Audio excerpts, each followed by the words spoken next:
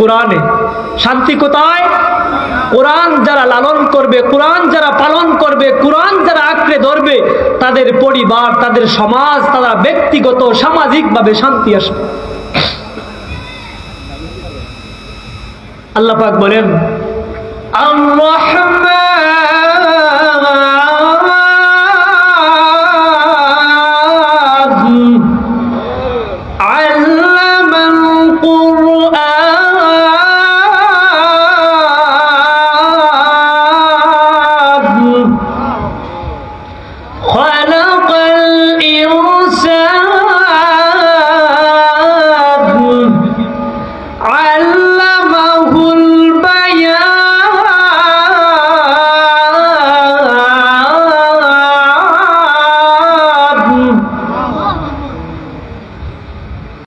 কোরআন দিয়েছি, আমি কোরআন শিক্ষা দিয়েছি।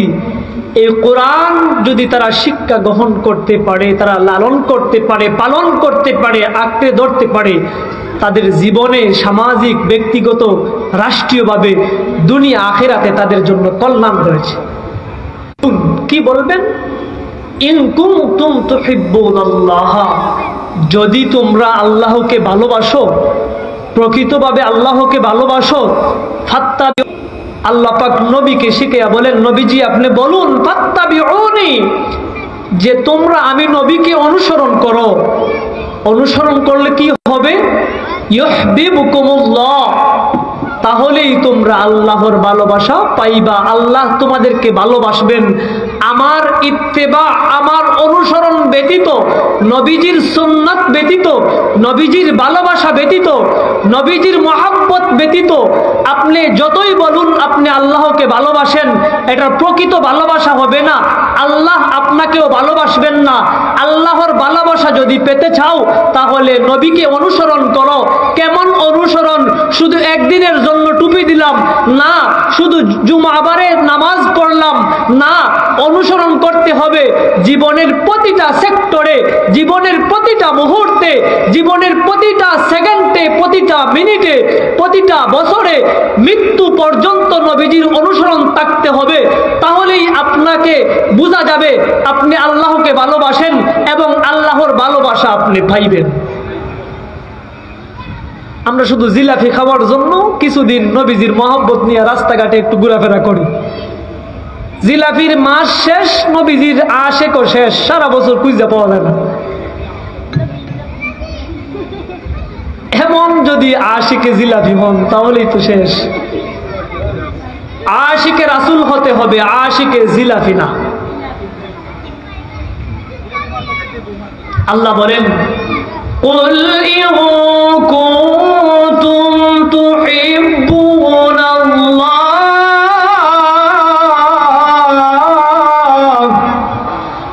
فاتبعوني يحببكم الله।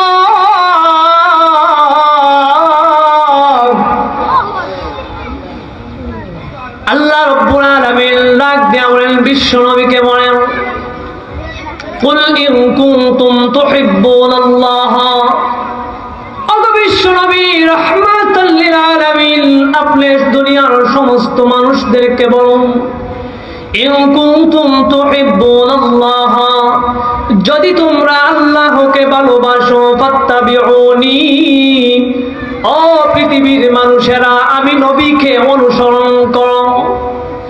আমি নবীকে কেমন অনুসরণ? তাফসীরের কিতাবের মধ্যে লিখেন, ফাত্তাবিউনি শব্দের ব্যাখ্যা লিখেন, ইত্তেবা শব্দ হচ্ছে, এর একটা অর্থ হচ্ছে তাবিআ। তাবিআ বলা হয় উটের বাচ্চাকে, তাবিআ বলা হয়, যারা আরব দেশে গেছেন তারা বুঝতে পারবেন। এই উটের বাচ্চাকে বলা হয় তাবিআ। উটের বাচ্চা কেমন? উটের বাচ্চা এমন বৈশিষ্ট্য, উট যেই দিকে যায় উটের বাচ্চাও সেই দিকে দৌড়ায়। কথা বলেন ঠিক কিনা? উট যেখানে বসে পড়ে উটের বাচ্চাও সেখানে বসে পড়ে। উট যেই দিকে যায় উটের বাচ্চাও সেই দিকে দৌড়ায়। এমন অনুসরণ, এমন অনুকরণ ওই উটের বাচ্চা উটকে করে, তার মাকে করে। কোনো দিকে যায় না, কোনো দিকে পালায় কাজ করে। এজন্য আল্লাহ রাব্বুল আলামিন কোরআনে কারীমের মধ্যে ইত্তেবা শব্দ উল্লেখ করেন যে উটের বাচ্চার দিকে তাকিয়ে দেখো কেমন অনুসরণ করে, কেমন ভাবে তার মাকে অনুকরণ ইত্তেবা করে। 1 সেকেন্ডের জন্য সে তার মাকে ভুলে না, 1 মিনিটের জন্য কোথাও যায় না। মা যেই কাজ করে সন্তান সেই কাজ করে। পৃথিবীর মানুষেরা রে, উটের কাছ থেকে শিক্ষা গ্রহণ করো কেমন ভাবে নবীকে অনুসরণ করতে হবে। শুধু একদিনের জন্য অনুসরণ করলাম না, শুধু 1 বছরের জন্য অনুসরণ করলাম না। পৃথিবীর মানুষ যে জন্ম থেকে নিয়ে বালেগ হওয়ার পর থেকে নিয়ে মৃত্যু পর্যন্ত নবীজির সুন্নত পালন করতে হবে, নবীজিকে ফলো করতে হবে, নবীজির সুন্নত নিজের শরীরের মধ্যে ফিট করতে হবে। শুধু একদিনের জন্য টুপি দিলাম না, না, এমন মুসলমান হলে পরিপূর্ণ ইত্তেবা হবে না। এমন মুসলমান হলে নবীজির শাফায়াত পাওয়া যাবে না। নবীজিকে পুরোপুরি ভাবে ফলো করতে হবে। রাষ্ট্রীয়ভাবে কিভাবে নবীজি ব্যবসা করেছেন উম্মতদেরকে শিখিয়ে গেছেন, এমনি ভাবে ব্যবসা করো। কিভাবে নবীজি ঘুমাইছেন সেইগুলো নবীজি শিখিয়ে গেছেন, এমনি ভাবে তোমরা ঘুমাও। কিভাবে নবীজি খানা খেয়েছেন ঠিক তেমনি ভাবে খানা খাইতে হবে। অর্থাৎ সর্বক্ষেত্রে নবীজির সুন্নতকে আপনি পালন করতে হবে। তাহলেই আপনি একজন আশিক রাসূল হতে পারবেন। তাহলে আপনার মাধ্যমে বোঝা যাবে আপনার কাছে ইত্তেবা রয়েছে, অনুসরণ রয়েছে। অনুসরণ ব্যতীত, নবীজির ভালোবাসা ব্যতীত আশিক রাসূল হওয়া যায় না, আল্লাহ পাকের ভালোবাসাও পাওয়া যায় না। আল্লাহ পাকের ভালোবাসা পাইতে হলে কি করতে হবে? কথা বলেন, কি করতে হবে? নামাজ পড়তে হবে। কিভাবে? সেটা কি আল্লাহ পাক কোরআনে বলে দিয়েছেন যে এইভাবে রুকু করো, এইভাবে সিজদা করো, এইভাবে কিয়াম করো, এইভাবে তাশাহুদ পড়ো? এগুলো কোরআনে আছে? আছে কোরআনে? কোরআনে এগুলো বিস্তারিত নাই। কোরআনে বলা হয়েছে ওয়া আকিমুস সালাহ, ওয়া আকিমুস সালাহ, নামাজ কায়েম করো, নামাজ কায়েম করো। নামাজ কায়েম কিভাবে করবেন? রাসূলের হাদিস থেকে, রাসূল যেভাবে নামাজ পড়েছেন, সাহাবায়ে কেরাম যেভাবে নামাজ রাসূলের কাছ থেকে শিক্ষা গ্রহণ করেছেন, তাবেঈন এভাবে ধারাবাহিকভাবে উলামায়ে কেরাম যেভাবে নামাজ শিক্ষা দিছে, ওই রাসূলের নামাজ। এটা কারো মন গড়া নামাজ না, এটা রাসূলের কাছ থেকে। রাসূলকে ফলো করতে হবে, রাসূলকে মানতে হবে, অনুসরণ করে আসতে হবে, তারপরেই আপনি নামাজ ভালোভাবে আদায় করতে পারবেন। সাহাবায়ে কেরাম রাসূলকে এমন ভাবে মেনেছেন, এমন ভাবে ভালোবেসেছেন, পৃথিবীর মানুষের আরে আল্লাহর নবীর জন্য সাহাবায়ে কেরাম জীবন দিয়েছেন। একাধিক অনেক সাহাবী রাসূলের ভালোবাসার জন্য সাহাবায়ে কেরাম নিজের সন্তান ছেড়ে দিয়েছেন, নিজের পরিবার ছেড়ে দিয়েছেন। রাসূলের ভালোবাসার জন্য সাহাবায়ে কেরাম ধন সম্পদ ঘর বাড়ি সব কিছু ছেড়ে দিয়ে ঈমানের জন্য, আল্লাহ রাসূলকে ইত্তেবা করার জন্য, আল্লাহ রাসূলের মহব্বতে সব কিছু ছেড়ে দিয়েছেন।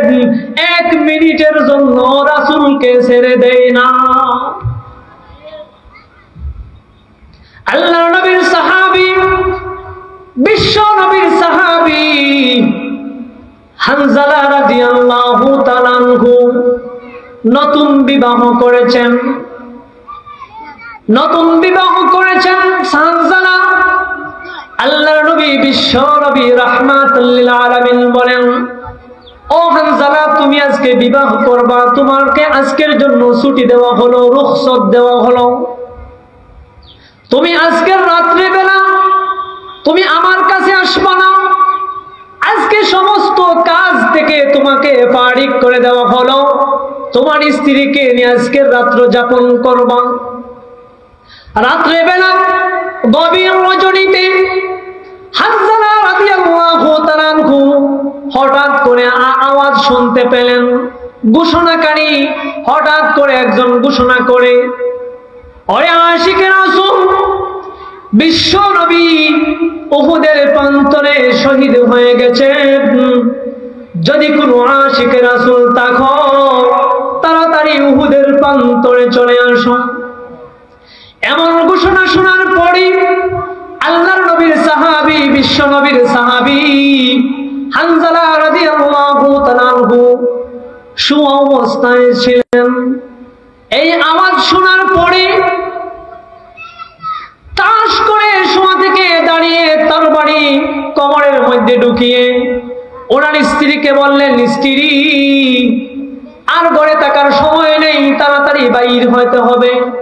আল্লাহর নবী, বিশ্ব নবী উহুদের প্রান্তরে নাকি শহীদ হয়ে গিয়েছেন, আমি আর ঘরে থাকতে পারবো না, উহুদের প্রান্তরে চলে যাব। ওনার স্ত্রী হানজালা রাদিয়াল্লাহু তাআলা আনহুর স্ত্রী বললেন, ও স্বামী, একটু সময়ের জন্য সময় দাও। আল্লাহর নবী, বিশ্ব নবী তোমাকে আজকে রাত্রের জন্য আমার সাথে থাকার জন্য রুখসত দিয়েছেন, ছুটি দিয়েছেন। ওগো স্বামী, আজকে তো যাওয়ার কোনো অনুমতি নাই, রাসূল তো তোমাকে ছুটি দিয়েছেন, না গেলে চলে না, না গেলে হয় না। আজকে রাত্রে আমার সাথে বসবাস করার জন্য নবীজি দিয়েছেন, তুমি যেও না।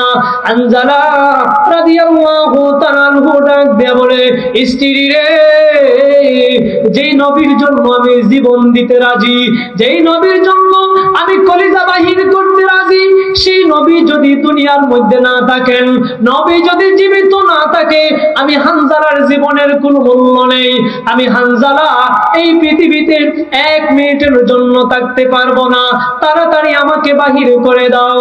ওনার স্ত্রী বললেন, স্বামী হে, একটা কাজ করো না, 5 মিনিটের জন্য গোসলটা করে যাও, গোসলটা সেরে উহুদের প্রান্তরে যাও, কারণ তোমার শরীরটা পরিপূর্ণভাবে পাক না, তোমার উপরে ফরজ গোসল রয়েছে, গোসলটা সেরে যুদ্ধের ময়দানে যাও।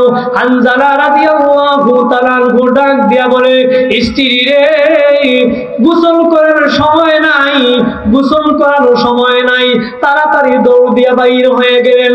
উহুদের প্রান্তরে গিয়ে আল্লাহর নবীর সাহাবী, বিশ্ব নবীর সাহাবী হানজালা রাদিয়াল্লাহু তাআলা আনহু সাহাবাদের সঙ্গে যুদ্ধের ময়দানে শরীক হয়ে গেলেন। যুদ্ধ করতে করতে এক পর্যায়ে দেখা যায় অনেক সাহাবায়ে কেরাম শহীদ হয়ে গিয়েছেন। তাদের মধ্যে হানজালা আল্লাহর নবীর আশিক, আল্লাহর নবীর সাহাবী, বিশ্ব নবীর সাহাবী হানজালা রাদিয়াল্লাহু তাআলা আনহু শহীদ হয়ে গিয়েছেন। বলেন সুবহানাল্লাহ। ওনার স্ত্রী সকালবেলা উহুদের প্রান্তরে দৌড় দিয়ে উহুদের প্রান্তরে চলে গিয়েছেন। গিয়ে বলেন, ইয়া রাসূলুল্লাহ, ইয়া হাবিবাল্লাহ, আল্লাহর নবী গো, আমার স্বামী হানজালা, আল্লাহর নবী, বিশ্ব নবী, ওগো নবীজি, আপনি তো আমার স্বামীকে ছুটি দিয়েছিলেন, আজকের রাত্রির জন্য আমার সাথে থাকার জন্য নতুন বিবাহ করেছে, আপনি রুখসত দিয়েছিলেন। ওগো নবীজি, একজন ঘোষণাকারী ঘোষণা করলো বিশ্ব নবী নাকি শহীদ হয়ে গিয়েছেন। এই কথা শোনার পরে হানজালা পাগল বেশে ঘর থেকে বাইর হয়ে তরবারি নিয়ে যুদ্ধের ময়দানে উহুদের প্রান্তরে ঝাঁপিয়ে পড়ে, ওগো নবীজি, দেখেন আমার হানজালা কোথায় রয়েছে। নবীজি সাহাবায়ে কেরামদেরকে ডাক দিয়া বলেন, ও সাহাবায়ে কেরাম, দেখো না হানজালা কোথায়, হানজালাকে খুঁজে বের করো। সাহাবায়ে কেরাম সকল শহীদদের লাশ একত্রিত করলেন, কোন জায়গায় হানজালার লাশ পাওয়া যায় না। আহত যারা তাদেরকেও ডাক দিলেন, সবাইকে একত্রিত করলেন। একত্রিত করার পরে আহত যারা জীবিত অবস্থায় রয়েছেন তাদের মধ্য থেকেও কোথাও হানজালাকে পাওয়া যায় না। ওনার স্ত্রীর ডাক দিয়া বলেন, ইয়া রাসূলুল্লাহ, ইয়া হাবিবাল্লাহ, আল্লাহর নবী গো, হানজালা তো জীবিত দেখি না, মৃত দেখি না। ওগো নবীজি, যদি শহীদ হয়ে যায়, ওগো নবী, শুনেছি শহীদদের লাশ নাকি গোসল করানো হয় না। শহীদের বিধান হচ্ছে গোসল করানো যাবে না, রক্ত মাখা অবস্থায় তাকে দাফন করা হবে। কাল কিয়ামতের মাঠে দাঁড়িয়ে রক্ত মাখা অবস্থায় শহীদরা দাঁড়িয়ে বলবে, ওগো রব্বুল আলামিন, আয় আল্লাহ, তোমার জন্য, ইসলামের জন্য শহীদ হয়েছি। আল্লাহ দেখো না, তাকিয়ে আমার দিকে তাকিয়ে দেখো। রব্বুল আলামিন, তোমার ইসলামের জন্য, আল্লাহ ঈমানের জন্য, বিশ্ব নবীকে ভালোবাসার জন্য আল্লাহ কাফেরের হাতে শহীদ হয়েছি। ইসলামকে টিকিয়ে রাখার জন্য আল্লাহ যুদ্ধের ময়দানে শহীদ হয়েছি। রক্ত মাখা অবস্থায় শহীদরা দাঁড়াবে কিয়ামতের মাঠে। ওগো নবীজি, হানজালাকে গোসল দিন। কেননা হানজালা তো নাপাক অবস্থায়, ফরজ গোসল হানজালার উপরে। ওগো নবীজি, একটু মেহেরবানি করে ফরজ গোসলটা করাইয়া ওগো নবী হানজালাকে দাফন করেন। আল্লাহর নবী, বিশ্ব নবী সাহাবায়ে কেরামদেরকে বললেন, হানজালাকে বের করে নিয়ে আসো। কোন জায়গায় হানজালার লাশ খুঁজে পাওয়া যায় না, কোথাও হানজালাকে খুঁজে পাওয়া যায় না। অনেক খোঁজাখুঁজি করার পরে আল্লাহর নবীর সাহাবীরা সকলেই অস্থির অবস্থায়, হানজালা কোথায়? অনেক খোঁজাখুঁজি করার পরে কোন জায়গায় পাওয়া যায় না। হঠাৎ করে আল্লাহর নবীর সাহাবী, বিশ্ব নবীর সাহাবী, হঠাৎ করে দেখা যায় জমিনের মধ্যে উহুদের প্রান্তরে এত সুন্দর করে গোসল দেওয়া হয়েছে, এত সুন্দর গ্রাম বাগির হয়। আল্লাহর নবী বিশ্ব নবীর কাছে সাহাবায়ে কেরাম এসে বললেন, ইয়া রাসূলুল্লাহ, ইয়া হাবিবাল্লাহ, আল্লাহর নবী গো, এই তো দেখা যায় হানজালার লাশ। ওগো নবীজি, এত সুন্দর করে গোসল করানো হয়েছে, এই গোসল কে করলো? আমরা তো কাউকে গোসল করাতে দেখলাম না। আমরা তো হানজালাকে এতক্ষণ খুঁজেছিলাম, কোন জায়গায় হানজালাকে খুঁজে পাওয়া যায় না। হঠাৎ করে দেখি ওগো আল্লাহর নবী হানজালাকে গোসল করাইয়া, আতর পরাইয়া এত সুন্দর করে রাখা হয়েছে। বলেন সুবহানাল্লাহ। আল্লাহর নবী বিশ্ব নবী ডাক দিয়া বলে, ওরে আমার সাহাবারে, ভালো করে শুনো, তোমরা ভালো করে শুনো। হানজালাকে গোসল দেওয়া হয়েছে, কিন্তু এই জমিনের মধ্যে না, আকাশের মধ্যে নিয়ে গোসল দেওয়া হয়েছে। বলেন সুবহানাল্লাহ। সাহাবায়ে কেরাম বলে, ইয়া রাসূলুল্লাহ, ইয়া হাবিবাল্লাহ, আল্লাহর নবী গো, হানজালাকে কেন আকাশের মধ্যে নিয়ে গোসল দেওয়া হলো? কে নিয়ে গোসল দিয়েছে? আল্লাহর নবী বিশ্ব নবী রাহমাতুল লিল আলামিন বলেন, ওরে আমার সাহাবায়ে কেরামরা ভালো করে শুনো, হানজালাকে মহান আল্লাহ রব্বুল আলামিন এত ভালোবেসেছেন। হানজালা, আমি নতুন বিবাহ পড়াইতে হানজালাকে ছুটি দিয়েছিলাম বউকে নিয়ে সংসার করার জন্য। আজকের রাত্রের জন্য হানজালাকে আমি রুখসত দিয়েছিলাম, কিন্তু আমার হানজালা এমন আশিক, এমন আশিকে রাসূল, ইসলামের জন্য, ঈমানের জন্য, আল্লাহর নবীর ভালোবাসায়, আল্লাহর ভালোবাসায় রাত্রের বেলা ঘরের মধ্যে থাকে না। রাত্রের বেলা নতুন বউকে নিয়ে সংসার পর্যন্ত বেশিক্ষণ থাকে না, নাপাক অবস্থায় ফরজ গোসলটাও করতে পারে না। এই মহাব্বত, এই ভালোবাসা আমার আল্লাহ এত পছন্দ করেছেন, আমার আল্লাহর কাছে এত পছন্দনীয় কাজ করেছে হানজালা। যেই মালিক হানজালার ফরজ গোসলটা ফেরেশতাদের মাধ্যমে আসমানের উপরে উঠাইয়া নিয়ে করাইয়া দিয়েছেন। বলেন সুবহানাল্লাহ। এটা হচ্ছে আশিকে রাসূলদের ভালোবাসা। নতুন বউ গড়ে তুইয়া যুদ্ধের ময়দানে চলে গেছে। আর আমরা যদি বলা হয় যে নবীজির ভালোবাসায় একটু স্লোগান দেও, তারপরে আওয়াজ বাইর হয় না। আল্লাহর নবীর ভালোবাসায় কি করো? মাদ্রাসায় 100 টাকা দান করো, নবীজির বাগান, আমাদের পকেট থেকে 5 টাকাও বাইর হয় না।